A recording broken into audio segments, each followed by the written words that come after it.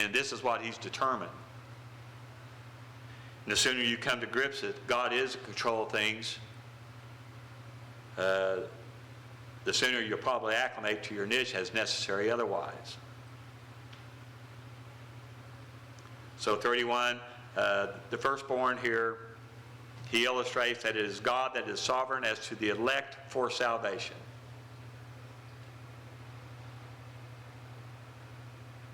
God chose who Messiah would be. God chose the plan of salvation on our behalf. It's not up to men to say this person or that person is to be our Savior of the world. God is the one that chooses. So 32, salvation is not up to men in their ideology, human efforts, or attempts to perpetuate human lineage, but whom God chooses to provide for said purpose. The doctrine of election once again comes into play in this chapter as it did in the beginning of the chapter in our notes. John 1, 12, 13 makes that principle very clear.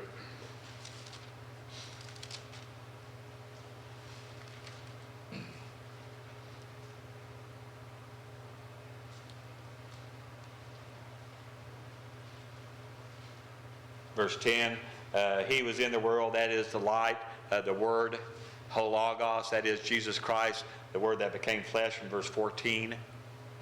He was in the world, and the world was made through him. He is the executioner of God's plan. He is the creator of our universe, the deity of God the Son. And the world did not know him, illustrating that the mass majority of the world rejects Christ and opts for their own gods in life. He came to his own, that is the Jews, Israel, the very principle that we're dealing with in this chapter in parallelism in regards to Judah, of being negative at the first advent and rejecting him and killing their very own Messiah as a result. And he came to his own, and those who were his own did not receive him. You had those who did embrace him were the exception to the rule. They were not the rule. Then John goes on to tell us, verse 12, but as many as received him, to them he gave the right to become children of God. To those who believe in his name, that is the mechanics. His name is his reputation. His reputation that he is the true man out of heaven. He is God in the flesh. In the flesh, he was sinless. And in the flesh, he went to the cross and he died for the sins of mankind. And 3 days later, he was resurrected. That's the historical reputation of the person of Jesus Christ. See, a name illustrates one's reputation. It not only identifies, but you speak one's name, and you have an immediate concept, an idea of that person in your thinking. And it is simply a proposition of faith apart from works, apart from any other ideology. God is the one that determines this. Verse 13, who are not born of blood. Your racial lineage has nothing to do with it. People can scream race all they want and put all the importance there they want in race, including the Jews. But race is not an issue in regards to the plan of God in the sense of salvation and all that it provides. And none of these things, being a racial Jew any more than being of any other race, gives anyone an advantage in regard to being in the plan of God. It comes from your soul. It comes from your free will, from your volition. Nor the will of the flesh. That's standards proposed by men. The legalism of men. The relative righteousness that men promote under religious reversionism. See? Nor the will of man. That is the systems that are devised by men in their religious creations, the rituals, etc., etc. But from literally God. God provides it. So it is up to God who chooses who will be in the line of Christ and who the person of Christ will be, which he chose Jesus Christ from eternity past. He knew his humanity would be successful in the endeavor needed for him to bring about salvation for men. Unbelievable. And it's my theory that of all the human beings that ever will live on this planet, he is the only one that God saw with volition that would be successful. I've heard the arguments in regards to, well, how come I'm condemned for Adam and Eve's sin? I didn't get a chance to be in the garden and a chance to remain sinless. By implication, you wouldn't have done any better. You arrogant, you know what? None of us would. That'll tell you something about Jesus Christ's soul that's unique to the rest of us. He had the kind of volition that we could be completely and totally obedient, subservient, humble. I know I would have never got there. I got a rebellious streak that's so long it's not even funny. And I probably would have had it from my own volition, apart from the sin nature to begin with. But anyway.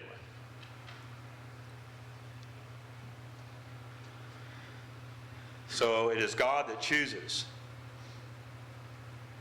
through his sovereignty, no matter how it may appear to others around them, no matter how they may call the shots. It is God that makes the ultimate determination. So 33, for all of Judah's efforts here in this chapter to bring about covenant blessings in his own life, it still boiled down to divine intervention, sovereignly performing his will. God's will.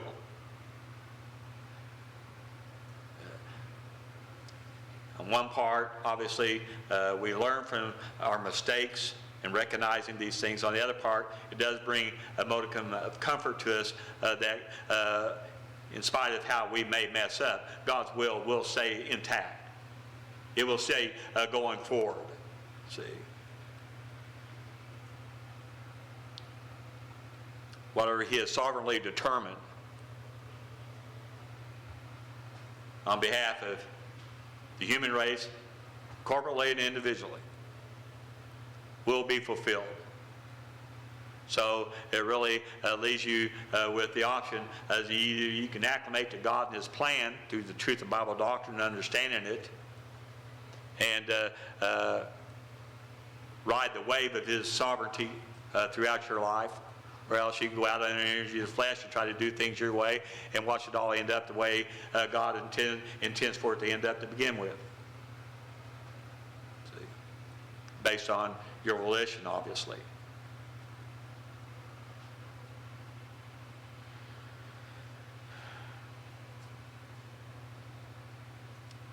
So for all of Judah's efforts, abandoning his crazy brothers, the covenant family. I can do better on my own, going out and violating the doctrine of separation all over the place, embracing Hera, the Adulamite, marrying and becoming unequally yoked with his first wife, having kids through her, blind to God killing his first two sons for their evil, steeped in religious reversionism for some 20 years. He goes through this loop. He goes through these gyrations. And by all indication, by the end of it, he ends up eventually back on his feet, and he recognizes, salvation by faith, etc. It's not through works, all that he more or less illustrates and demonstrates in his religious reversionism. after the fact. To what degree reversion and recovery is made, I can't tell you that at this point in time. But she is more righteous than I, denotes an adjustment in his thinking, a pretty big adjustment in his thinking otherwise. And in spite of all that he did, you know, that's the way it is. In spite of all that you do, in spite of all of the problems you try to run from, engaging in his flesh, fixing in this respect, you still had the test, see. Well, try acclimating. Just keep it before God in prayer.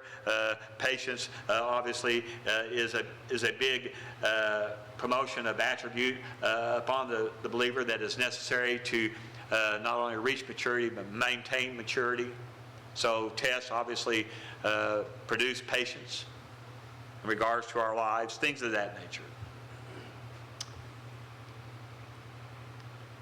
So for all of his efforts, it still boils down to divine intervention, sovereignly performing his will in Judah's life. An event that Judah obviously had no control over.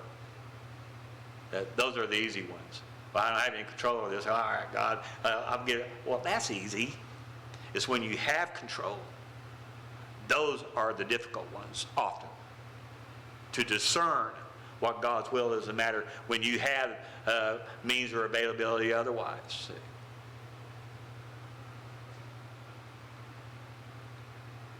"34, this is the grace of God manifested to men in the foundational doctrine of this chapter." The doctrine of grace. The doctrine of grace. 35, in other words, men cannot mess up God's eternal plan for salvation.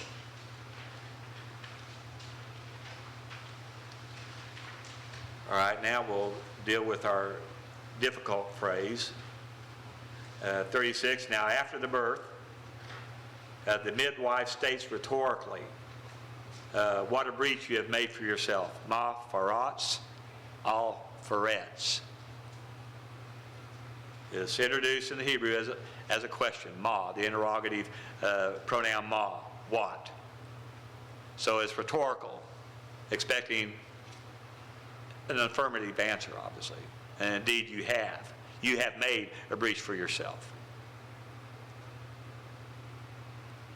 So 37, as I pointed out, the name Perez, Peretz in the Hebrew.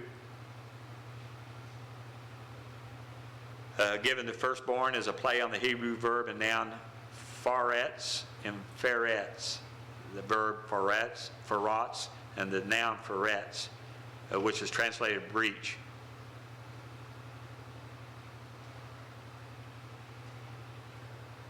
The difference between the hard P and the PH sound is a little dot in the middle of the Hebrew letter here. It's called the Dagus Forte.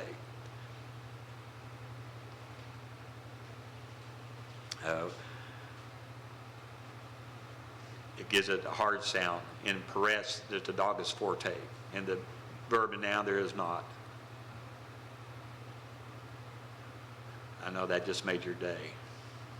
If you get that, you got the prize, man. No. Don't you wish it was that easy? So the Hebrew, point 38, means literally to, quote, break through, burst, or spread, end quote, to cause a gap, our term breach. So it has a legal connotation to it. 39, when used of God, it should be past tense.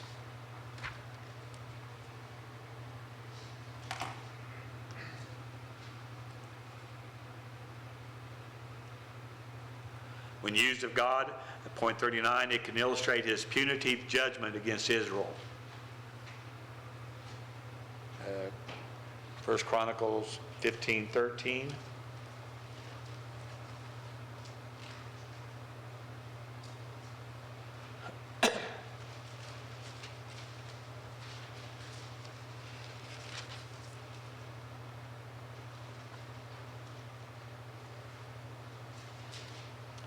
Because you did not carry it at the first,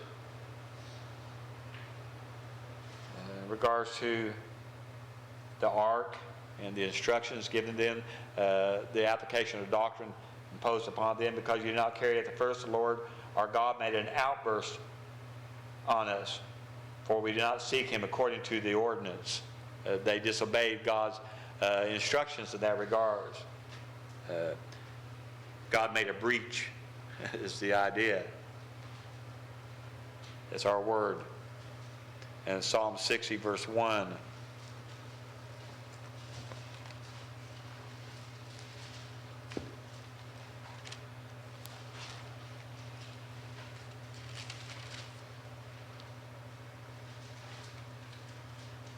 O God, you have rejected us.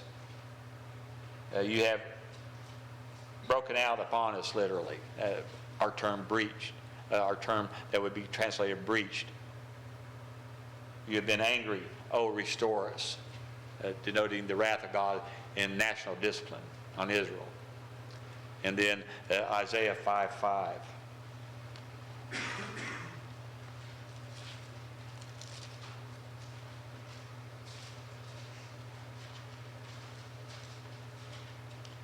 So now let me tell you what I'm going to do to my vineyard, God to Israel, under national discipline. I will remove his hedge, his defenses. It will be consumed, economically assimilated by other countries, etc. I will break down this wall. There's a good idea of the term breach right there, to breach a wall. We see that militarily. And it will become trampled ground.